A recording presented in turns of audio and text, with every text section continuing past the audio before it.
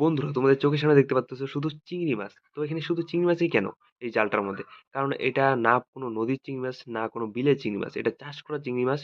আর এই পুকুরটাতে শুধু চিংড়ি মাছই চাষ করা হয়েছে। তাছাড়া অন্য কোনো মাছ নাই। কারণ যেখানে চিংড়ি মাছ চাষ করে ওখানে অন্য কোনো মাছ চাষ করা হয় না বেশিরভাগই। তো এখানে দেখো কত বড় বড় সব একই সাইজের চিংড়ি মাছ। কি সুন্দর না? তো তোমরা অবশ্যই একটা লাইক করো আর চ্যানেলটাকে সাবস্ক্রাইব করে দাও। দেখা হবে নতুন ভিডিওতে। চলো টাটা, বাই বাই।